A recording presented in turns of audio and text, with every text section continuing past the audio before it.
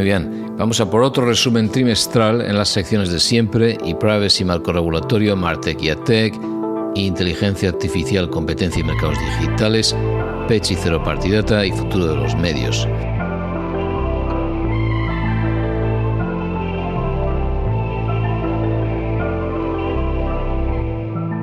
Creo que dejamos el tema el 30 de diciembre, entonces ahí lo vamos a retomar.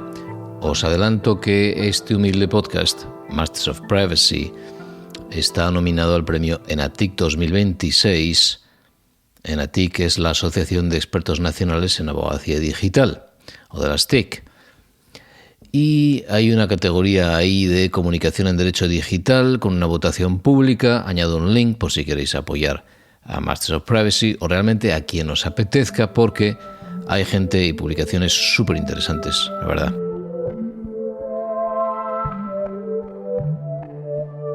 Y con ello vamos al tomate y empezaré con ePrivacy y marco regulatorio, y dentro de esto multas y sanciones. Y arranco con 3 gordas de la CNIL, de la agencia francesa. El 30 de diciembre la propia CNIL impuso una multa de 3,5 millones de euros a un operador de programas de fidelización por transferir las direcciones de correo electrónico y números de teléfono de 10,5 millones de miembros de este programa a una red social.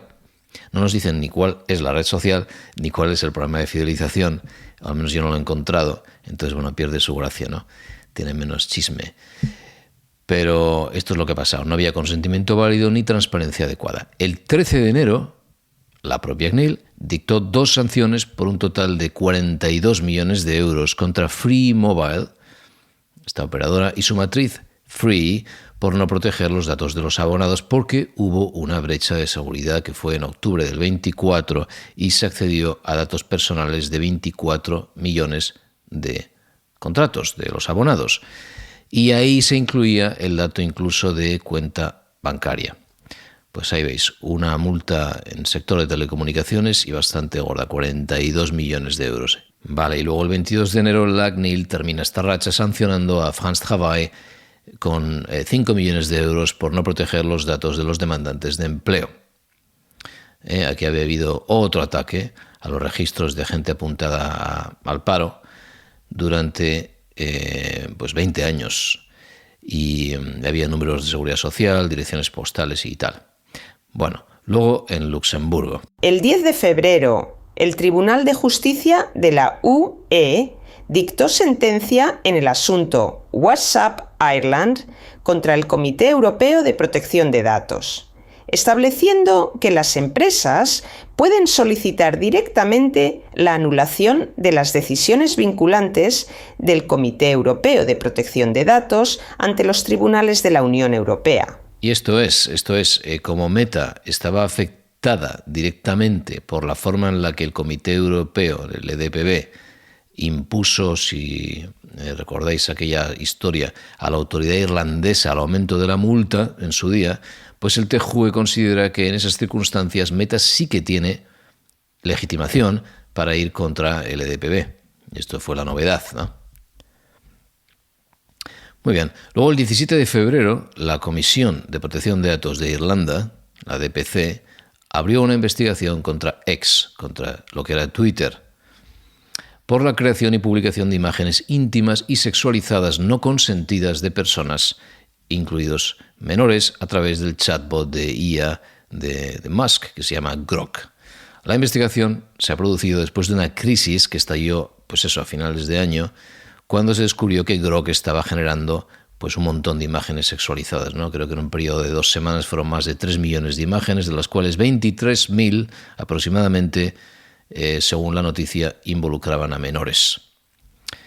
En otros países esto también ha hecho mella. En Malasia y en Indonesia se bloqueó el acceso a Grok por completo, y en Estados Unidos 35 fiscales generales han enviado una carta conjunta a XAI, que es la dueña ahora, ¿no?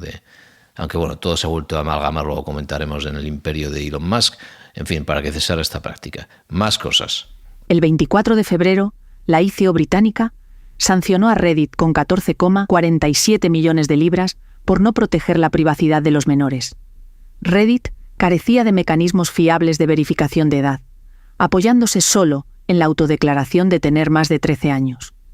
La empresa tampoco había realizado una evaluación de impacto en protección de datos antes de enero de 2025. Reddit ha anunciado que recurrirá a la decisión. Aquí el dilema es el de siempre, comentado hace poco con Elena Hill en la última entrevista que publicamos, que es que, claro, si levantas alguna fórmula para verificar la edad, estás recabando dato biométrico o incurriendo en algún riesgo adicional y ya ha habido alguna brecha de seguridad precisamente a intermediarios que se encargan de hacer esa labor. Y decía la ICO, si recuerdo bien, que bueno, si no eres capaz de discernir quién es un menor, trata a todos como menores y entonces no permitas ciertos contenidos, ¿no? Bueno, el tema desde luego es bastante complicado y luego veremos que en España se va a sumar a la polémica. Vale, en Estados Unidos voy a hablar de sanciones muy rápido porque no es una cosa que interese mucho en España, pero bueno, por si a alguien le da o alguien está lidiando con empresas que están haciendo negocios al otro lado del charco y tal. La Autoridad de Protección de Datos de California ha cambiado el nombre para hacerse un poco más amigable el nombre, ¿no? Porque si no era un lío con tanto acrónimo, y ahora se llama CalPrivacy. Entonces, a partir de ahora hablamos de CalPrivacy cuando hablamos de la autoridad y no cuando hablamos, por ejemplo, del fiscal general de California, que también impone multas bajo la CCPA, ¿no? Bueno, CalPrivacy anunció sanciones contra 2 intermediarios de datos, data brokers. Los data brokers están en el punto de mira de muchas autoridades, en California sin duda lo están. En este caso no se habían registrado conforme a la nueva ley de California que se llama Delete Act, ¿no? La ley de borrado para data brokers. Por cierto que esta ley lo que hace es cubrir un poco el ángulo muerto de empresas que no tienen relación directa con el consumidor, con el particular, con el individuo y por tanto no se puede ejercitar derecho porque están escondidos detrás de la cadena y digamos que no se propaga bien el ejercicio, ¿no? Del derecho de acceso o de borrado o lo que sea. Con lo cual, pues este borrado, como digo, como lo llaman ahí, pasa primero por un registro y luego por una plataforma que han sacado ahora que se llama Drop, que permite a todo el mundo en California darse de alta y propagar el derecho de eliminación de sus datos. Esto lo acaban de estrenar ahora. Bueno, total, que los data brokers que no se registran pues reciben una sanción. Y esto es lo que le pasó a Data Masters, que se llama este revendedor de información, que tenía datos de 114 millones de hogares estadounidenses. Vale, aunque la multa es pírrica porque son $45.000. Más cosas también en cuanto a sanciones más institucionales, no acciones de parte en Estados Unidos, en este caso a nivel federal. El 14 de enero, la FTC formalizó una resolución contra General Motors y OnStar, resolviendo las alegaciones de que habían recogido y vendido datos de geolocalización precisa y comportamiento de conducción de millones de vehículos sin aviso ni consentimiento adecuados. Vale, luego el 11 de febrero, el fiscal general de California, ¿no? el AG que llaman ahí, anunció un acuerdo de $2,75 millones con Disney para resolver las alegaciones de que Disney no respetaba el opt-out de los consumidores en las plataformas que tiene, que son Disney Plus, Hulu y ESPN, que es para deportes, ESPN Plus.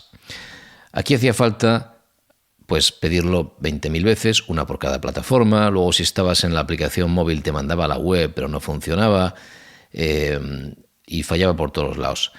E incluso algo un poco controvertido es que se exige que si te das de baja en una plataforma se entienda que hay que propagarlo por todo el entorno de Disney. Y esto, pues, como digo, es controvertido, ¿no? Y se discutió hace poco en la reunión que fui, de hecho, de expertos en privacidad del Colegio de Abogados de California.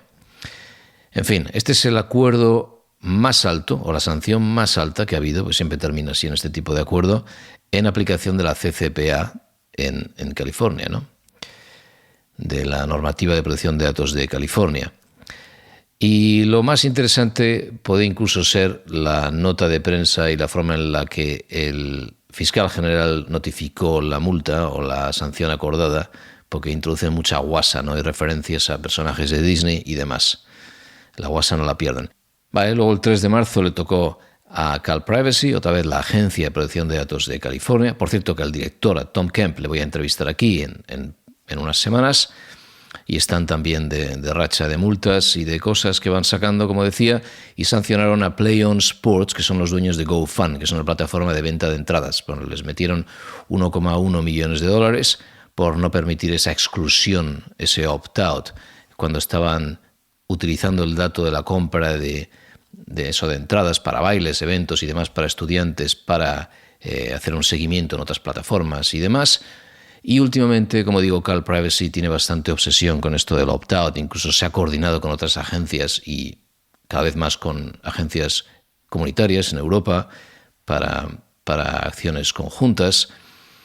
Y 2 días después, la propia Cal Privacy, que también está de racha, sancionó a Ford, la empresa automovilística, con $375,000 por exigir la verificación de la dirección de email antes de tramitar la solicitud de exclusión, añadiendo esa lo que llamaron una fricción innecesaria, ¿no? En fin, este trimestre la cosa ha estado muy caliente en ese mundo del derecho de exclusión, ¿no? Y del opt-out. Vale. Voy muy rápido también sobre acciones de parte, que como sabéis en Estados Unidos son muy importantes porque se genera bastante dinero, entonces motiva a mucha gente a llevar a juicio a otros por servir cookies, por cosas que en Europa, como sabéis, pues es la agencia, depende de qué agencia en función de sea GDPR o ePrivacy en qué país, pero en Estados Unidos ha habido varias cosas. Empezamos por aquí. El 13 de enero, un tribunal federal aprobó definitivamente un acuerdo colectivo de $30 millones que resolvía las demandas contra Google y YouTube por la recogida de datos de menores de 13 años que visualizaban contenido dirigido a niños entre 2013 y 2020. Eso es. Esa misma semana se aprobó el acuerdo por la brecha de datos de 23andMe, ¿no? De datos de ADN y demás, por la prueba esta, ¿no? de la saliva y demás, que fueron $30 millones, y esto afectó a 6,4 millones de residentes estadounidenses, después de la filtración aquella del 23 de datos. Aparte de esto hay más cosas. Se está debatiendo una acción colectiva de $47,5 millones contra Kaiser Permanente por usar tecnologías típicas de tracking online para compartir información con Google y Meta en el ejercicio de campañas, pero claro, son datos de salud y demás. Y esto, bueno, anda por ahí. No doy más la paliza con Estados Unidos por ahora y pasamos a novedades legislativas, empezando por Reino Unido primero y Unión Europea rápidamente. Ya habíamos comentado, creo, porque fue antes de cerrar el último trimestre o el último newsroom, que se había renovado la decisión de adecuación para transferencia de datos entre Unión Europea o entre Espacio Económico Europeo y Reino Unido, hasta diciembre del 31, aunque el Comité Europeo de Protección de Datos había expresado algunas preocupaciones, sobre todo con esto del gobierno exigiendo acceso o que se tumbara el cifrado para ciertas plataformas y demás. Pero bueno, más cosas, primero, como digo, en Reino Unido. El 5 de febrero entraron en vigor las disposiciones principales de la Ley de Uso y Acceso a Datos del Reino Unido. Entre los cambios principales figuran un nuevo criterio para las transferencias internacionales de datos basado en si las protecciones son no sustancialmente inferiores, en sustitución del estándar de esencialmente equivalente de la UE. Eso es, la ley introduce ahí solicitudes de acceso reformadas, limitadas a búsquedas que se llaman razonables y proporcionadas, una definición legal de investigación científica y los intereses legítimos que llamé en su día precocinados, no reconocidos de antemano, para evitar el test de 3 partes y demás, ¿no? Vale. Al día siguiente, entró en vigor una disposición que tipifica como delito la creación de imágenes íntimas de adultos sin su consentimiento, incluidas las generadas por IA, deepfakes. Vale, y dejando ya por fin Reino Unido a un lado, el 27 de enero la Comisión Europea formalizó la decisión de adecuación mutua con Brasil, por fin. Y esto hace que ya tengamos Argentina, Uruguay, que llevan mucho tiempo, ¿verdad? Y ahora Brasil, en Sudamérica, con adecuación, lo cual es fantástico.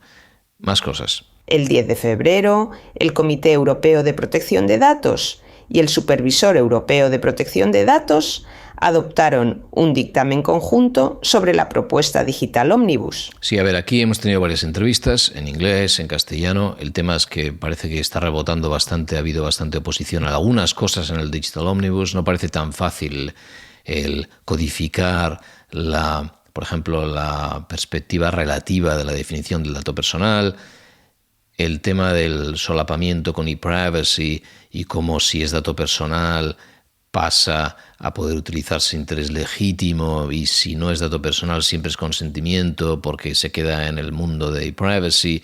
En fin, hay muchos comentarios muy buenos. Creo que la entrevista con Itxaso el otro día, Domínguez Olazábal, es bastante buena para explicar esto porque lo explica muy bien ella. Y bueno, el EDPB y EDPS en ese dictamen conjunto pues instaron a no adoptar los cambios propuestos en eso que he dicho, ¿no? La definición del dato personal y otras cosas. Sí que respaldaron la elevación de los umbrales de notificación de brechas de seguridad para hacerlo más práctico y también apoyaron este tratamiento, estaba hablando de ePrivacy, pues el tratamiento de la fatiga del consentimiento de cookies, ¿no? Sobre todo con esta idea de las señales de opt-out embebidas en la máquina, aunque como digo esto va a ser el opt-out, lo que viene en navegadores, a ver cómo lidiamos con la automatización del opt-in, que es el dolor de cabeza principal, o del no opt-in. Vale, más cosas. Al día siguiente, el 11 de febrero, la Comisión Europea retiró formalmente la propuesta de reglamento ePrivacy, que llevaba en el limbo legislativo desde 2017. La directiva ePrivacy vigente y las leyes nacionales de transposición permanecen en vigor por el momento. Tras casi 9 años de debate, el Digital Omnibus es ahora el vehículo para cualquier cambio en las normas sobre cookies y comunicaciones electrónicas. Eso es. Bueno, y como digo, por si le interesa a alguien el mundo exótico de la normativa de protección de datos en Estados Unidos, ya que es donde estoy ahora, pues bueno, el 1 de enero entraron en vigor 3 leyes más de estados sobre protección de datos. Ya son 20 ahora los estados con leyes activas, ¿no? Y ahora son Indiana, Kentucky y Rhode Island. Oregón, que ya tenía la normativa, comenzó a exigir que se respeten las señales de opt-out universales, otra vez, como por ejemplo el Global Privacy Control, que es lo que se mencionaba también en la reforma del Digital Omnibus con respecto a señales embebidas en el navegador. Y también el 1 de enero entró en vigor un cambio en la normativa de protección de datos de California para decisiones automatizadas, ¿no? Vale. También se lanzó, ya lo he comentado, la plataforma Drop, se llama así, ¿no? De la Delete Act, para que la gente en California pueda ejercitar en un solo sitio el derecho de supresión con respecto a data brokers. Bueno, el 17 de febrero también Alabama sacó esta historia, que es el 4º estado que lo hace, que es una App Store Accountability Act, que obliga al App Store de Apple, por ejemplo, o al Google Play, al Android Play Store, como se llama ahora, a verificar la categoría de edad de los usuarios y obtener el consentimiento parental verificable. En fin. Luego, el 25 de febrero, la FTC emitió esta declaración para incentivar el uso de tecnologías de verificación de edad, aquí volvemos con la película, en el marco de COPA, ¿no? De lo que es el Children Online Privacy Protection Act, ¿no? Que es federal, ¿verdad? Para proteger a menores de 13. Y dijo que no emprendería, dijo a la FTC, que no emprendería acciones contra los operadores que recopilan información personal con el único fin de determinar la edad de un usuario, siempre y cuando lo utilicen exclusivamente para este propósito y la eliminen sin demora una vez cumplido. Bueno, por ahí va avanzando el tema de la verificación de edad. Con esto pasamos a Martech y AdTech.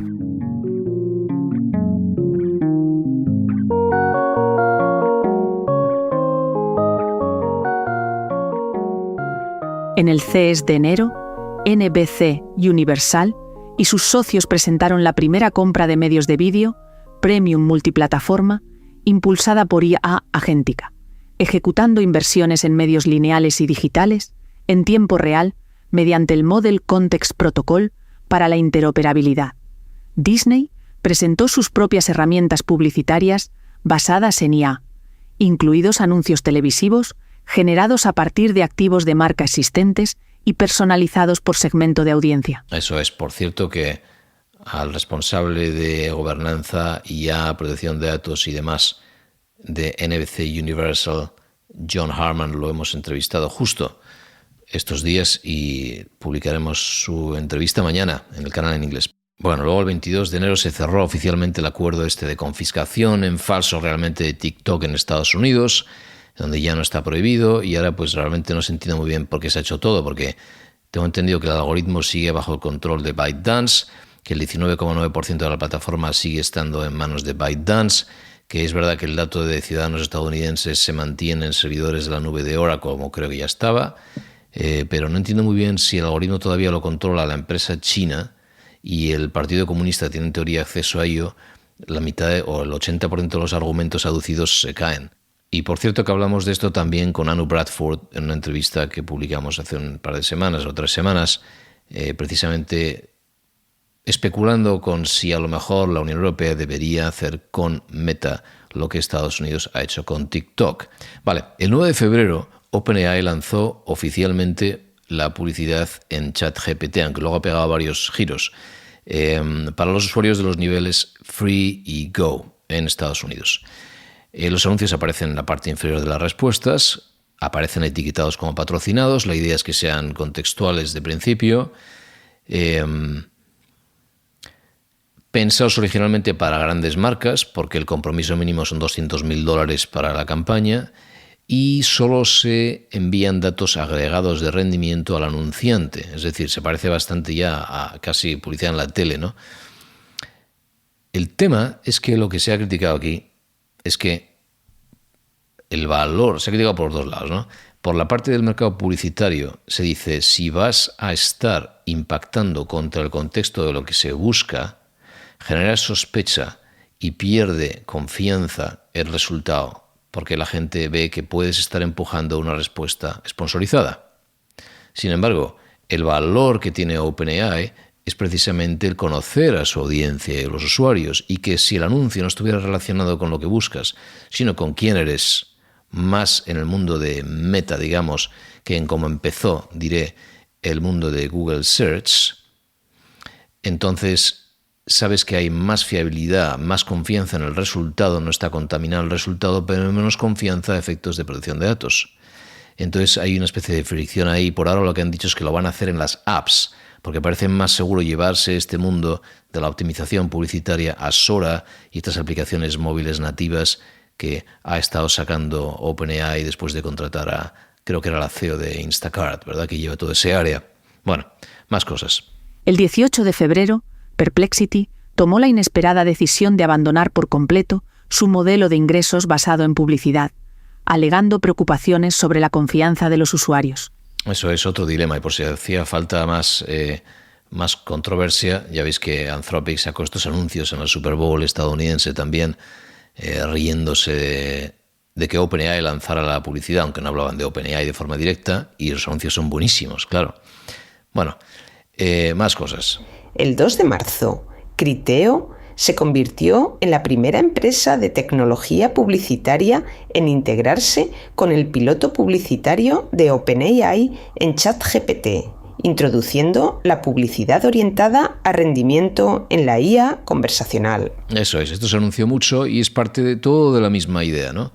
Criteo tiene muchísimos datos de retail media, muchísimos datos de intención de compra, y la idea es que incluso pueden vincular productos, identificadores de productos, a otros productos, y lo que Criteo ha dicho es que se iba a apoyar en este gráfico más contextual de partida, ¿no? Y nada más he sabido yo. Vale, Netflix ha sacado un Conversion API, como todo el mundo tiene un Conversion API para subir datos directamente de servidor a servidor, y donde puedes ya optimizar tus campañas. Y aquí empieza siempre el dilema de cómo has recabado ese dato de las conversiones, porque al final requiere también consentimiento, y por mucho que pienses que es anónimo, no lo es, porque al llegar a la plataforma de origen se puede traducir la audiencia que ha respondido a un anuncio, ¿verdad?, a aquellos resultados que se puede hacer una correlación directa, más bien una asociación directa entre la audiencia que ha respondido y aquella que está suscrita. Con lo cual, eso es dilema para otro día, pero tendremos otro actor pidiéndote que pongas datos a través del Conversion API en su plataforma. Se ha integrado también con Amazon, con el DSP, con el Demand Side Platform, y también con el Yahoo DSP. Y ya van ganando bastante dinero. Este año se supone que se estima que Netflix va a ganar 3.000 millones en ingresos publicitarios. Vale. Y por último... También el 4 de marzo, The Trade Desk lanzó OpenTTD, consolidando sus productos de identidad abierta e infraestructura bajo un único portal. También trascendió que The Trade Desk mantiene negociaciones avanzadas con OpenAI para gestionar las ventas publicitarias de las plataformas de consumo del laboratorio de IA.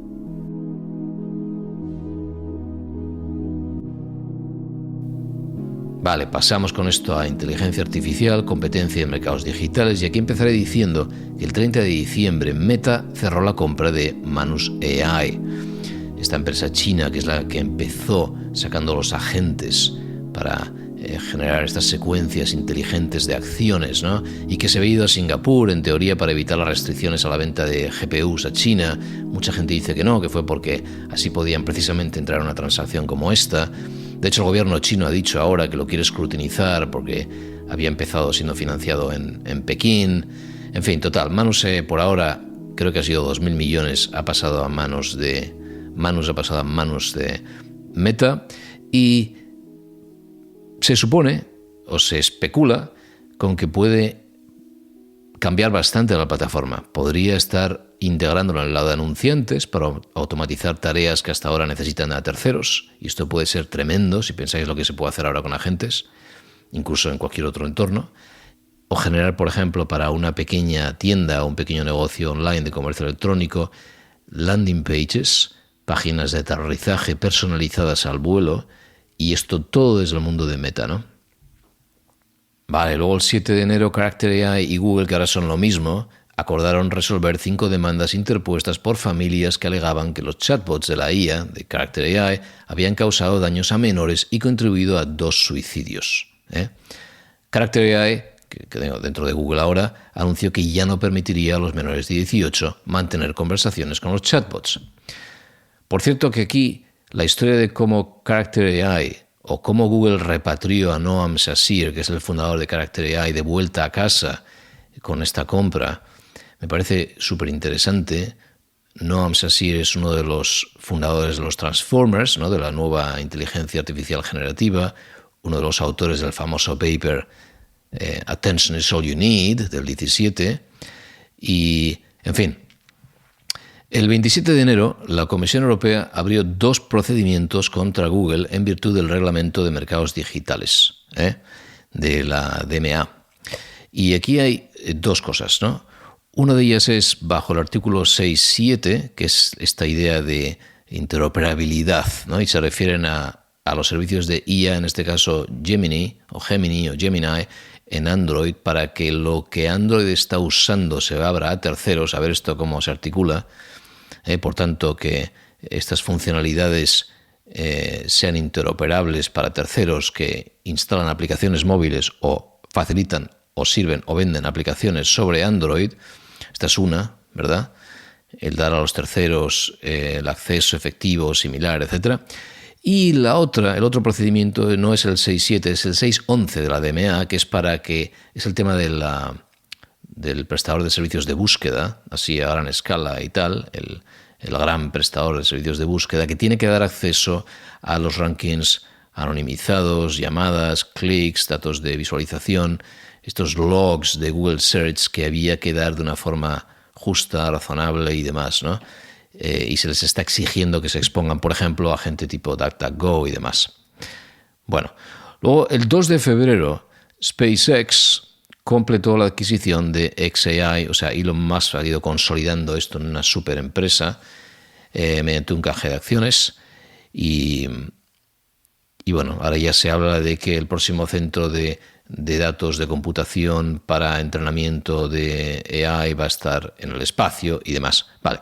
El 5 de febrero, Anthropic lanzó Opus 4.6, Claude Opus 4.6, con una ventana de contexto de 1 millón de tokens, con agentes, un montón de cosas que habréis visto ahí fuera,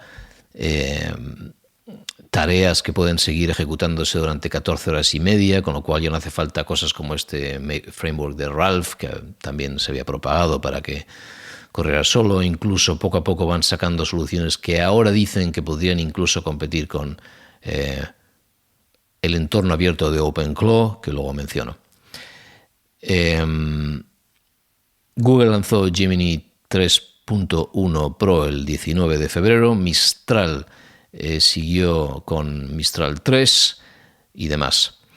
El 15 de febrero, Peter Steinberger, el fundador de lo que ahora se llama OpenClaw, que era CloudBot al principio, se incorporó a OpenAI. Y un par de semanas antes, mientras cambiaba de nombre por primera vez, cambió 2 veces de nombre, ¿no? Se creó una red social para agentes de OpenClaw. OpenClaw, como sabéis, o como habréis oído hablar, imagino, permite automatizar un montón de tareas en secuencia, permite, digamos, crear una especie de, alguien ha dicho por ahí, un memento, donde te pasas tarjetas a ti mismo, tu agente se recuerda a sí mismo en qué punto estaba, porque la memoria es tan limitada, el contexto es tan limitado, que mediante un sistema un poco de trucar ese contexto, pasándote a ti mismo la nota de dónde estabas, consigue pues estar toda la noche ejecutando tareas, conectarse a plataformas de mensajería, por ejemplo, para darle órdenes desde WhatsApp, como hacía el propio fundador y demás. En fin, que mientras hacía este cambio de nombre de OpenClaw, se creó una red social exclusivamente para agentes, lo que se llama langostas ahora, los lobsters, que son estos agentes de OpenClaw, de forma tal que tú creas tu agente y el agente va a hablar, a discutir, a criticar a sus dueños, a decir que les explotan y demás a una red social solo para agentes. Luego se ha demostrado que muchos de estos agentes, estos debates que tenían, estaban realmente provocados por prompts humanos y que había mucha tontería detrás, pero sigue estando ahí. Y Meta, que intentó contratar a este señor, a Steinberger, antes de que se lo llevara Sam Altman, se ha llevado el premio de consolación, que es Modbot. Por tanto, esta red social de agentes, de lobsters, de langostas, al final se ha ido a Meta. Esto fue el 10 de marzo. Y aquí se especula con que si empezamos a comprar cosas a través de agentes, y todos estamos creando algún tipo de agente, sean langostas o percebes o lo que sea, tendrá mucho sentido, pues tanto empujar propuestas comerciales por otros agentes a nuestros emisarios, ¿verdad?, como recabar incluso datos, esto encajaría como anillo al dedo a Meta, sobre potenciales compradores a través de tu agente, ¿no? Porque está destilando, está exponiendo al final preferencias tuyas, porque tú has delegado en el agente aquello que quieres que haga por ti. Bueno, y apartando un poco a un lado este mundillo, el 26 de febrero el consejero delegado de Anthropic, Dario Amodei, publicó esta declaración en la que decía que no quería que Claude se utilizara para cualquier fin por parte del ejército. Había trascendido que se había utilizado, que había sido fundamental en el desembarco o como se llamara, de Venezuela. Y después hubo una pelea con Pete Hegseth, que es el secretario de Defensa de Estados Unidos, y le dio un plazo para que no pusiera ninguna cortapisa al uso. Después Donald Trump ordenó a todas las agencias federales cesar el uso de los productos de Anthropic, considerándolo un riesgo de seguridad. En fin, aquí hay mucho debate, no voy a meterme, está muy comentado. Hay quien dice que la pelea es por un tema de principios. Yo creo, otra teoría que he oído, a pesar de que sí, que Dario Amodei empezó con seguridad y tal, pero bueno, yo creo que la pelea es tan encarnizada por investigadores top en inteligencia artificial en San Francisco, que desde fuera no lo vemos. El clima político en San Francisco sigue todavía heredando este espíritu hippie, o algo queda, de Haight-Ashbury. Y los investigadores mayoritariamente son así. O sea, la gente no quiere, como pasó con Google, una revolución casi ahí en en el Googleplex en su día, ¿no? Cuando se descubrió que estaba ayudando a, Google o su AI a potenciar misiles y demás. Los investigadores top no quieren ayudar a una guerra. Entonces, al final, Anthropic con esto puede conseguir lo más importante, que no es más clientes, ni más consumidores, ni más nada. Es sencillamente que la pelea más encarnizada ahora es por talento y que están pagando millonadas y billonadas por gente y que esto puede ser decisivo. Y de hecho después OpenAI salió Sam Altman diciendo que no, que había que tratar mejor a Anthropic y que él tampoco iba a firmar cualquier tipo de acuerdo con el Pentágono y demás. Entonces, bueno, veremos en qué queda, pero es verdad que el efecto secundario de consumidores pasándose en masa desde ChatGPT a Claude también ha pasado por esto, ¿no? Todo lo que ha perdido en negocio en el Pentágono y todo el riesgo que tiene incluso de confiscación Anthropic o de ser nacionalizada, algunos dicen, por ser tan crucial el AI, y aquí es otro debate, pues a lo mejor lo ha ganado en cuanto a equipo y en cuanto a marca. Vale. Después, el 4 de marzo, un padre presentó la primera demanda por homicidio imprudente contra Gemini de Google. Yo nunca sabía cómo pronunciarlo en español, alegando que durante 6 semanas la herramienta construyó una realidad delirante que condujo a su hijo al suicidio. Su hijo tenía 36 años. Y esto incluía presuntas directrices para planificar un ataque con víctimas masivas contra el aeropuerto o cerca del aeropuerto de Miami. Bueno, en fin. Siguen los esfuerzos por proteger a los menores del diseño adictivo de las plataformas. El código de restricción de edad para redes sociales en Australia había entrado en vigor el 9 de marzo y sigue habiendo un problemón. Aquí la gente se escapa por todos los lados.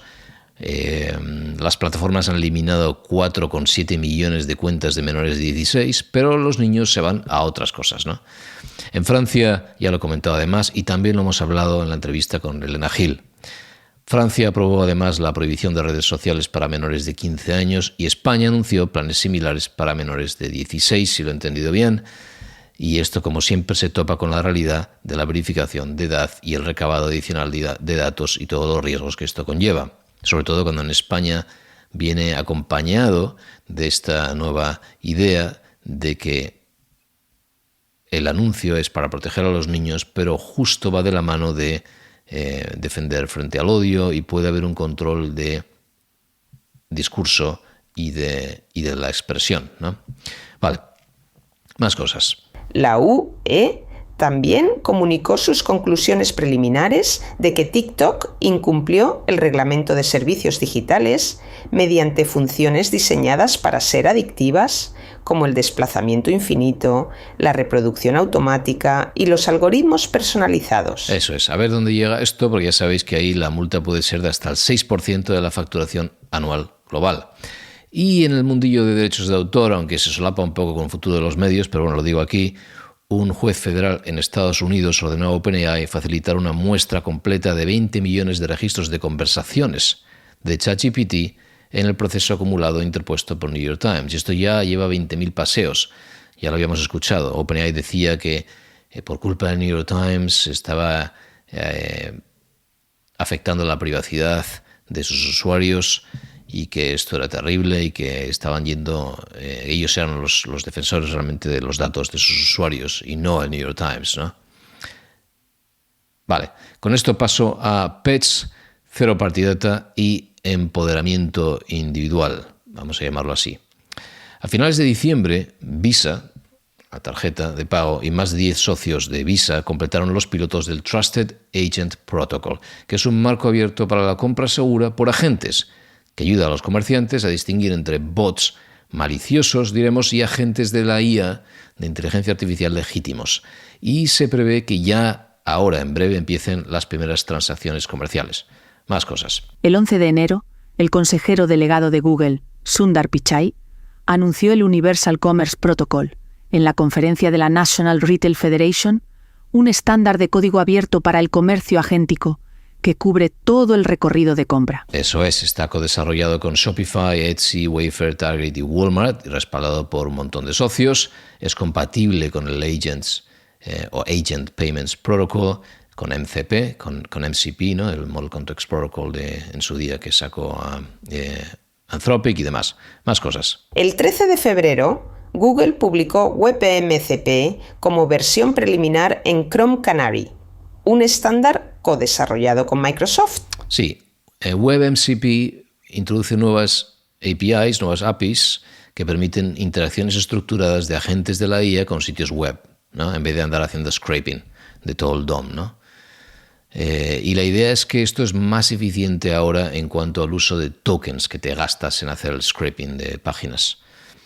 Es decir, se preparan, no es como antes de demuéstrame que no eres un bot, ya lo hemos hablado aquí, no es ahora, por favor, si eres un bot, pasa por esta alfombra roja y gasta menos tokens.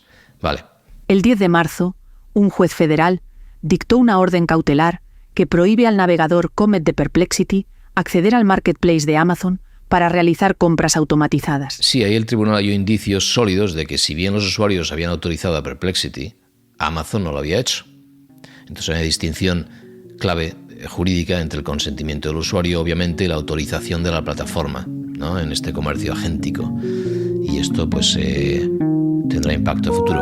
Vale, hablando de futuro de los medios. Según el informe anual de predicciones del Reuters Institute, ha caído bastante la moral en el mundo de los medios y ahora solo el 38% de los directivos de medios confían en el futuro del periodismo.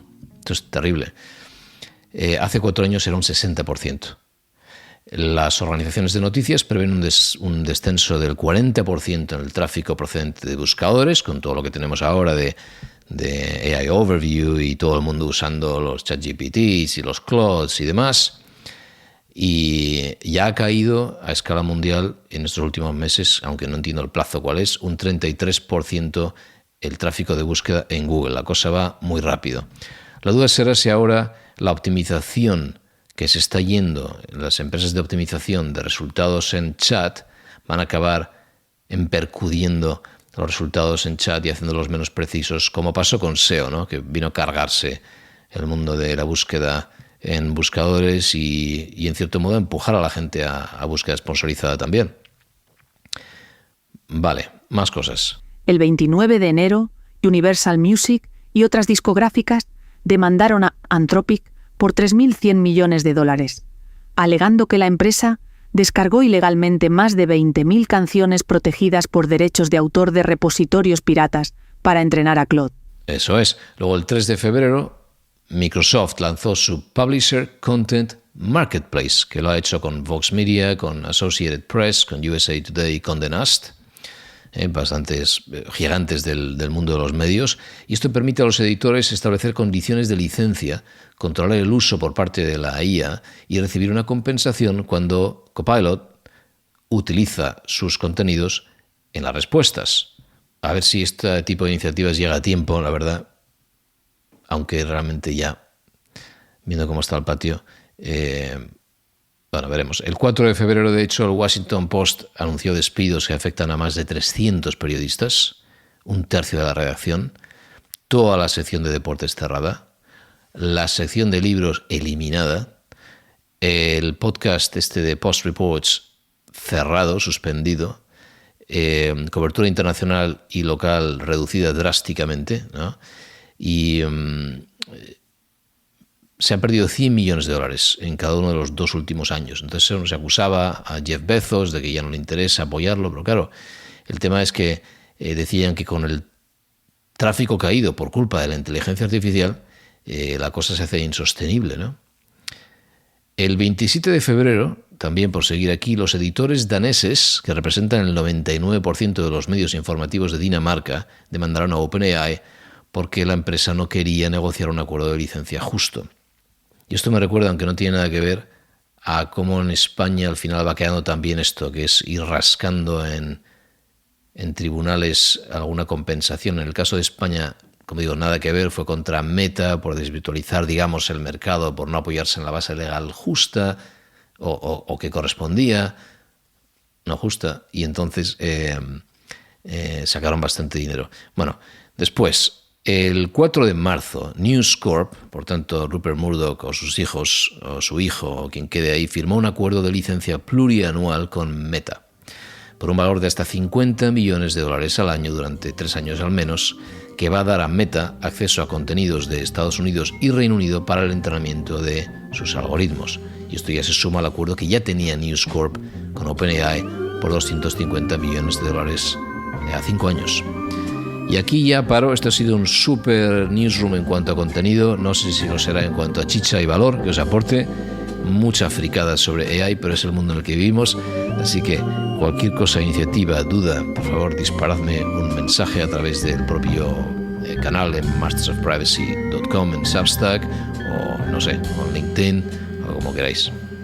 Gracias y hasta la próxima.